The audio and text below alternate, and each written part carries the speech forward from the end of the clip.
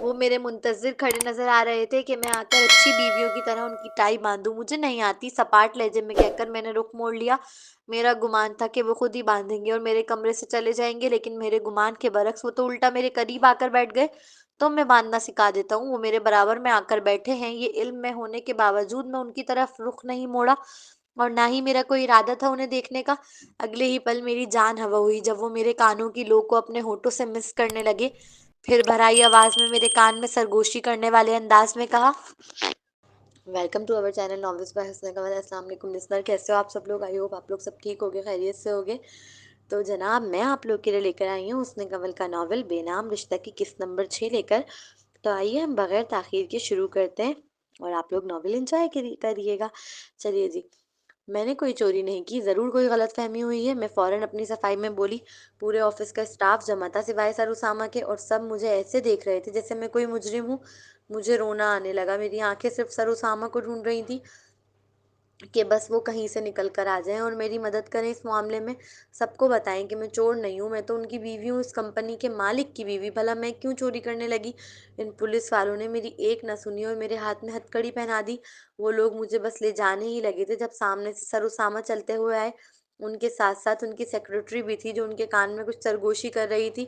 مجھے یقین تھا کہ جب وہ آئیں گے تو فوراً ہی میرے ہاتھ سے اس ہتھکڑی کو نکال کر پھینکیں گے اور مجھے اپنے گلے سے لگا کر پورے آفس میں اعلان کریں گے کہ میں ان کی بیوی ہوں. لیکن میری ساری امیدیں چکناچور ہوئیں جب میں نے دیکھا کہ وہ تو وہاں آ کر پرسکون کھڑے ہیں. وہ تو مجھے ایسے دیکھ رہے تھے جیسے مجھے جانتے تک نہیں. مجھے یقین نہیں آ رہا تھا اپنی آنکھوں پر. کیا یہ سامنے کھڑا مغرور شخص وہی تھا جو کل رات شوہر کے روپ میں میرے کمرے میں تھا؟ ویٹ، آپ اسے اس طرح یہاں سے نہیں لے جا سکتے. کیا آپ کے پاس کوئی پروف ہے کہ یہ چوری لائبہ نہیں کی ہے؟ سب خاموش تماشائی تھے، حتیٰ کہ میرا شوہر بھی. سر اسامہ کی خاموشی و اجنبیت مجھے اندر تک توڑ گئی. خدا ایسا شوہر کسی دشمن کو بھی نہ دے. اس لمحے میرا دل بس یہی دعا کر رہا تھا. میری امید ٹوٹ گئی تھی، میں خود بکھر گئی تھی. پھر میں نے ایک لفظ نہ کہا اپنی صفائی میں، بس خاموشی سے ان پولیس والوں کے ساتھ چلنے لگی کہ اچانک عاشر سامنے آیا اور میرے لیے پولیس سے لڑنے لگا. بالکل ہے، یہ فائل دیکھ رہے ہو؟ یہ ہمیں محترمہ کے لاکر سے ملی ہے اور اس میں ان سارے ڈیزائن کی کاپی ہے جو چوری ہوئے ہیں، جن کی ارشاد صاحب نے کمپلین کی ہے. پولیس والا جو ہاتھ میں فائل پکڑا ہوا تھا یہ وہ فائل لے کر عاشر کے روبرو کی. یہ بھی تو ہو سکتا ہے نا کسی نے لائبہ کو پھنسانے کے لیے اس کے لاکر میں یہ فائل رکھ دی ہو. عاشر واحد تھا وہاں جو کسی صورت قبول کرنے کے لیے تیار نہیں تھا کہ میں مجرم ہوں. مجھے واقعی نہیں علم وہ فائل میرے لاکر میں کہاں سے آئی. یقیناً کوئی مجھے دانستہ طور پر ان سب میں پھنسا رہا تھا. ہم نے اچھی طرح چیک کیا ہے، پھر ہی اریسٹ کر رہے ہیں. اب آپ راستہ چھوڑیں. پولیس والے نے اپنا ڈنڈا عاشر کے سینے پر پھیرتے ہوئے برہمی سے کہا. عاشر، میں نے کچھ نہیں کیا ہے، میں بے گناہ ہوں. پلیز مجھے بچا لو. میرے ڈیڈ ہسپتال میں، اگر انہیں ان سب کے بارے میں پتہ چلا تو وہ جیتے جی مر جائیں گے. اب سر اسامہ سے مجھے کوئی امید نہیں تھی. میں عاشر کا ہاتھ پکڑ کر روتے ہوئے گویا ہوئی. مجھے سوائے اس کے کوئی اپنا نہیں لگ رہا تھا. میں نے اگلے ہی لمحے ستمگر کو اپنی پشت میری سمت کر وہاں سے جاتے دیکھا. لیڈی پولیس نے مجھے گاڑی میں بٹھایا. اگلا سین ارشاد. میں تو صرف سر اسامہ کو اس لڑکی کے لیے پاگل ہوتے دیکھنا چاہتا تھا کہ وہ اسے اپنی طاقت کا استعمال کرتے ہوئے بچائیں، مگر سارا پلان اس بندے نے چوپٹ کر دیا. اب میں اپنا سر پکڑے بیٹھا ہوں کہ اپنے باس کو کیا جواب دوں گا. کچھ دیر ہی گزری تھی کہ میرے باس کی کال آنے لگی. میں نے ڈرتے ڈرتے کال ریسیو کی. تم نے تو کہا تھا کہ وہ لڑکی اسامہ کے لیے خاص ہے. دوسری جانب سے آنے والی روبدار اور بھرم آواز نے میرے پسینے چھڑائے. سر، میں نے خود دیکھا تھا کہ سر اسامہ اس لڑکی کو واش روم سے نکال کر اپنے ساتھ لفٹ میں لے کر گئے تھے. پھر میں نے کل رات انہیں کلب میں بھی ساتھ دیکھا. ابھی میں اپنی صفائی دے ہی رہا تھا کہ دوسری جانب سے زوردار آواز آئی. تم نے اسامہ کو کیا سمجھ رکھا ہے؟ ہاں، تم نے سوچا بھی کیسے کہ وہ معمولی سی لڑکی اسامہ کے لیے خاص ہو سکتی ہے؟ آئندہ جب تک خبر پکی نہ ہو مجھے پریشان مت کرنا. اس کے بعد کال ڈسکنیکٹ ہو گئی اور میرے کان سائیں سائیں کرنے لگے. سر اسامہ کے لیے وہ لڑکی اہمیت کی حامل نہیں ہے، اس لیے مجھے کوئی ڈر نہیں تھا. میں بے فکر ہو کر اپنا سامان پیک کر کے باہر جانے کے لیے کھڑا ہوا. روزانہ کی طرح میں نے اپنی گاڑی پارکنگ سے نکالی، لیکن اگلے ہی پل کسی نے میری گردن پر تار رکھا اور مجھے پیچھے کی جانب کھینچنے لگا. مجھے سانس آنا بند ہو گئی. میری گاڑی تو لاک تھی، پھر کوئی میری گاڑی میں کیسے گھس سکتا تھا؟ چھوڑو، میں بمشکل اتنا ہی بول سکا. میرے دونوں ہاتھ اس تار پر تھے جسے میرے گلے سے باندھا گیا تھا. کوئی مسلسل اسے پیچھے سے کھینچ رہا تھا جس کے سبب میری سانسیں بند ہوتی جا رہی تھی. مجھے نہیں خبر وہ کون ہے، لیکن جس طرح وہ طاقت لگا رہا ہے مجھے ایسا لگ رہا ہے وہ مجھے مارنے کے ارادے سے آیا ہے. मेरी आंखें बाहर उबल आने को थी। अपना झूठा केस वापस ले और लाइबा को खुद जाकर जेल से निकलवा। 1 घंटा है तेरे पास, 1 घंटे बाद मैं तुझसे बात नहीं करूंगा, डायरेक्ट तुझे मौत की घाट उतारूंगा, समझा? वो जो कोई भी था उसने तार की पकड़ मेरी गर्दन पर ढीली की तो मैं खांसते हुए गहरे गहरे सांस लेने लगा। फिर इस पुरस्कार शख्स की भराई और भरमदार आवाज मेरे कानों की समाज से टकराई, जो मुझे खौफजदा कर गई। इस आवाज पर मेरे जिस्म का रुआं रुआं खड़ा हो गया। हो कौन तुम? मैंने अपनी गर्दन पर हाथ मसलते हुए बैकव्यू मिरर में उस नौजवान को देखते हुए पूछा, जो मुझे पूरा काले कपड़ों से ढका नजर आ रहा था। उसके चेहरे पर ब्लैक मास्क था। लाइबा का आशिक, वो कहकर बड़े शहाना अंदाज से गाड़ी से उतर गया। उसका अंदाज बिल्कुल आम लड़कों जैसा नहीं था। उस लड़के की अदाएं मुझे बताने के लिए काफी थी कि वो कोई आम इंसान नहीं, वो कोई पावरफुल बंदा है। अगला सीन, लाइबा। मुझे लॉकअप में बंद हुए 3 से 4 घंटे हो चुके थे, मगर मेरे शौहर का कोई अता पता नहीं था और मुझे अंदाजा था कि वो आएंगे भी नहीं। सच कहूँ तो कोई उम्मीद भी नहीं थी इस शख्स से अब। लॉकअप में मेरे साथ और भी औरतें मौजूद थी, जो मुझे दुनिया के 8वें अजूबे की तरह तक रही थी। जिस तरह वो मुझे घूर रही थी, मुझे बड़ा अजीब फील हो रहा था। मैं खौफ के मारे एक साइड में खुद में सिमट कर बैठ गई। लाइबा, मैं अभी खुद में सिमटी ही बैठी थी, किसी ने बाहर से मेरा नाम पुकारा। मैंने सर उठाकर देखा तो लेडी पुलिस मुझे पुकार रही थी। मैं मजीद खौफजदा हुई, कहीं ये लोग मुझे मारने पीटने के लिए तो नहीं ले जा रहे ना। मैंने सुन रखा था इन लोगों का अपना ही तरीका होता है जुर्म कबूल करवाने का। पहले ही मैं रो रो कर हलकान हो चुकी थी, मेरा पूरा चेहरा आंसुओं से भीगा हुआ था। मेरे लिए तो ये जिल्लत ही बहुत थी, चलो फिर चुल्लू भर पानी में डूब मरने के लिए, कि मुझे चोर कहा गया सबके सामने। चोर, वो भी अपने ही शौहर की कंपनी में। तुम्हारी बेल हो गई है, आ जाओ। बस ये जुमला सुनना था कि मेरी आंखें चमकी। मैं फौरन ही उठकर अपने आंसू साफ करते हुए बाहर आई। बाहर सरुसामा नहीं थे जो मेरा इंतजार कर रहे थे, वो आशिर था। वो शख्स जिससे मेरा कोई ताल्लुक नहीं, वो फिर भी मेरे लिए इतना कुछ कर रहा था। शुक्रिया, मैं बहुत एहसानमंद हूँ तुम्हारी। मैंने रोते हुए उसका शुक्रिया अदा किया। आशिर, मैं सुबह से ही उलझा हुआ था। जब सर उसामा लाइबा के हस्बैंड ने, तो फिर इन्होंने आज सुबह अपनी बीवी को बचाया क्यों नहीं? क्यों खामोश तमाशाइयों की तरह खड़े रहे? क्यों उसे पुलिस को ले जाने दिया? उन्हें कुछ ना बोलता देख मैं मजबूर हुआ था पुलिस वालों से लड़ने पर। जब मैंने देखा कि वो मगरूर आदमी तो अपनी पुश दिखा के चल दिया, लाइबा की बगैर कोई मदद करे, तो मेरा खून खौल गया।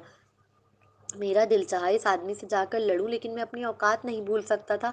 मैं सिर्फ उसका एक मामूली सा वर्कर था, और वो औरत जिसके लिए मैं लड़ रहा था वो उसकी बीवी। मेरा कोई हक नहीं बनता था इस आदमी से कुछ भी कहने का, लेकिन मैं हाथ पर हाथ धरे भी तो नहीं बैठ सकता था। मैं उसकी बेल कराने के लिए फौरन ही निकला। जब तक मैं वकील को लेकर पहुंचा तब तक उसकी बेल हो चुकी थी।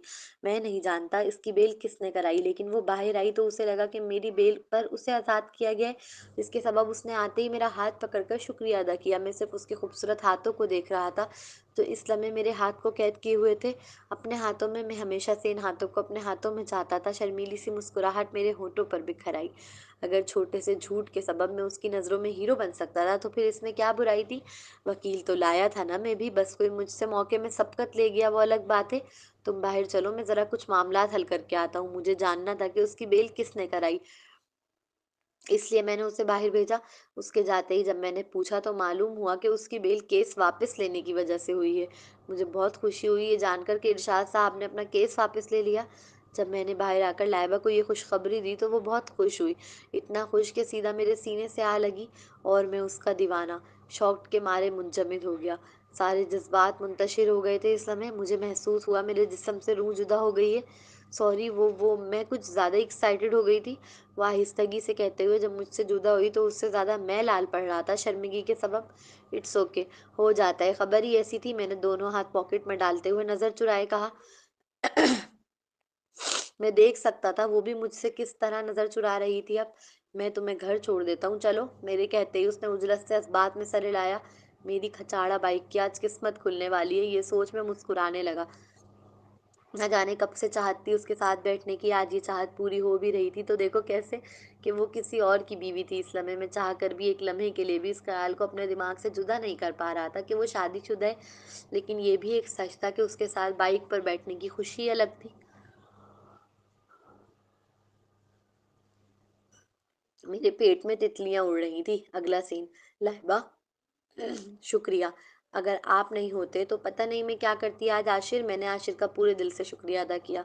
फिर उसके सामने ही मेंशन में दाखिल हो गई। लाउंज में ही मुझे सर उसामा बैठे नजर आ गए थे, लेकिन मैंने उन्हें देखकर भी अनदेखा किया और डायरेक्ट सीढ़ियों की जानिब बढ़ गई। मुझे वो शख्स अब इस काबिल भी नहीं लगा कि मैं उस पर गुस्सा करूं या उससे पूछूं कि क्यों किया मेरे साथ ऐसा। मैंने खुद को कमरे में बंद कर लिया और रोती रही। मुझे नहीं पता मैं कितना रोई और कितने घंटे रोई, लेकिन मैं बस रोती रही। बेगम साहिबा खाना खा ले। मेहरू बीबी मुझे खाना खाने के लिए बुलाने आई तो मैंने साफ इनकार कर दिया। मैंने रोते रोते कब बेड ग्राउंड से टेक लगाया और कब सो गई मुझे खुद खबर नहीं। सुबह आंख खुली तो मेरे सर के नीचे तकिया और मेरा पूरा वजूद कंबल से कवर था। मैं आंख मसलते हुए उठकर बैठी तो सर उसामा सामने ही मुझे ड्रेसिंग के पास तैयार होते नजर आए। वो मेरे कमरे में क्या कर रहे थे? मुझे कभी कोई शख्स इतना जहर नहीं लगा होगा जितना सामने खड़ा शख्स लग रहा था इस वक्त। मुझ पर से मोहब्बत का सारा भूत उतर गया था। मैं अब इस शख्स की शक्ल भी नहीं देखना चाहती थी। उठो और मेरी टाई बांधो। यकीनन उन्होंने आईने में देख लिया होगा मुझे उठकर बैठते हुए। अगर पहले वाली झल्ली लाइबा होती तो जरूर उसने तो खुशी से पागल हो जाना था इस लम्हे कि सर उसामा जैसी डैशिंग पर्सनैलिटी उसे अपनी टाई बांधने का मौका दे रहे हैं। लेकिन इस हकीकत पसंद लाइबा को कुछ ना हुआ। मैं भूली नहीं थी अभी तक कैसे कमर दिखाकर गए थे मुझे पुलिस वालों के हवाले छोड़कर। सुना नहीं? उठो। एक हाथ कमर पर टिकाकर अब उनका रुख मेरी जानिब था।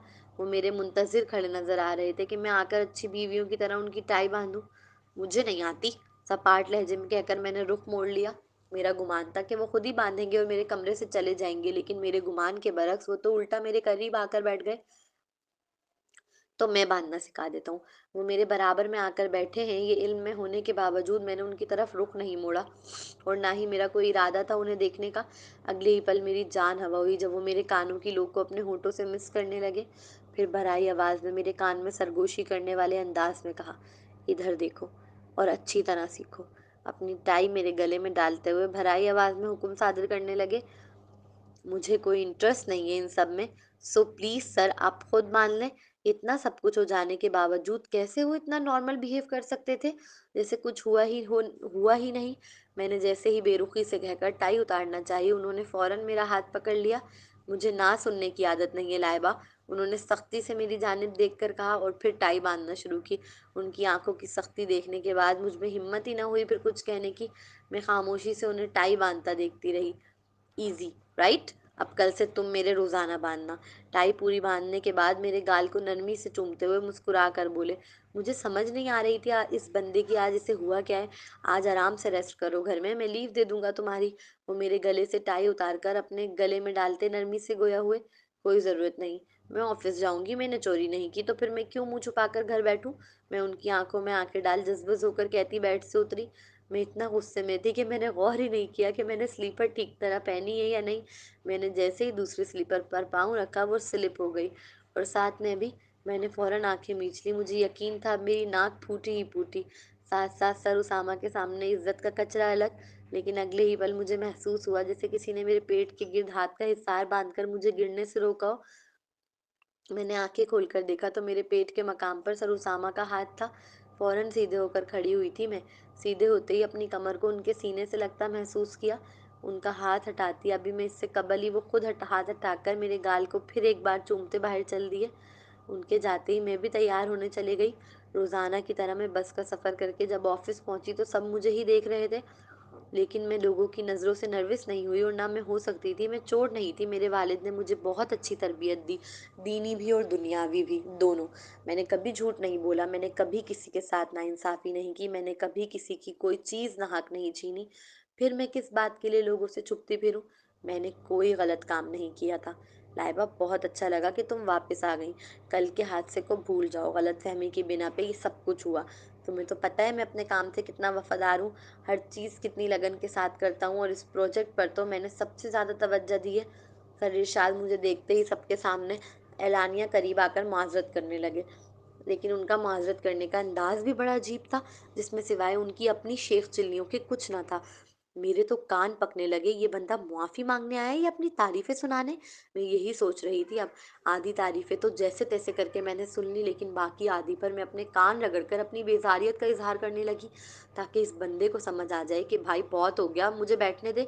लाइबा, एक खनकदार आने वाली आवाज़ पर मैं मुस्कुराते हुए पूछी पीछे मुड़ी। वो मेरी जाने भी चलता हुआ आ रहा था, उसके हाथों में फूलों का गुलदस्ता था। वेलकम बैक, उसकी क्या ज़रूरत थी? मैंने फूलों का गुलदस्ता आशिर के हाथ से लेते मुस्कुराकर रस्मी तौर पर कहा। अभी भी कहोगे कि सिर्फ दोस्त थे? मैं कह रही हूँ बता दो बेचारे को कि शादीशुदा हूँ। मेरी सहेली को कहते ही मेरे मुस्कुराने लगी। चूंकि मैं जानती थी वो सिर्फ दोस्त थे, वो जानता है मैं शादीशुदा हूँ और अब मेरे दिल में कोई डाउट नहीं था उसकी दोस्ती को लेकर। उसने जो कल मेरे लिए किया वो मेरे लिए बहुत मायने रखता था। मैं कितना खौफजदा थी पुलिस स्टेशन में, ये सिर्फ मैं ही जानती हूँ। अगला सीन। ये फूल कौन लाया है? सरुसामा ने कमरे में दाखिल होते ही सवाल किया। आशिर। बस मेरा एक लफ्जी जवाब और मैंने देखा कि उनके चेहरे के रंग बदल गए। मुझे फूलों से सख्त एलर्जी है, उन्होंने मेरी जानिब मुखातिब होकर दांत पीसते हुए कहा। और फिर मेहरू बीबी को आवाज लगाने लगे। मैं जानती थी उनका इरादा फूलों को बाहर फेंकवाने का, इसलिए मैं फौरन ही खड़ी हुई। मेहरू बीबी, इन फूलों को ले जाएं यहाँ से और बाहर फेंके, उन्होंने बेरुखी से हुक्म सादिर किया। फेंके मत, गार्डन में लगा दें उसे। मैं जानती थी वो झूठ बोल रहे हैं, उन्हें कोई एलर्जी नहीं है फूलों से, क्योंकि अगर उन्हें एलर्जी होती तो इतना बड़ा गार्डन फूलों से ना सजा होता उनके घर का। फेंक दे, नजर नहीं आने चाहिए मुझे ये घर में। मैं उनका हुक्म सुन गुस्से से मुट्ठियां भींचने लगी। आखिर इस बंदे का मसला क्या है? चलें जी, एपिसोड पे अच्छे से रिव्यू दीजिएगा सर, अगर आपको साथ में एपिसोड जल्दी से चाहिए तो। ठीक है, और मुझे दुआओं में याद रखिएगा। जब तक के लिए मिलते हैं नेक्स्ट एपिसोड में, जब तक के लिए अल्लाह हाफिज़।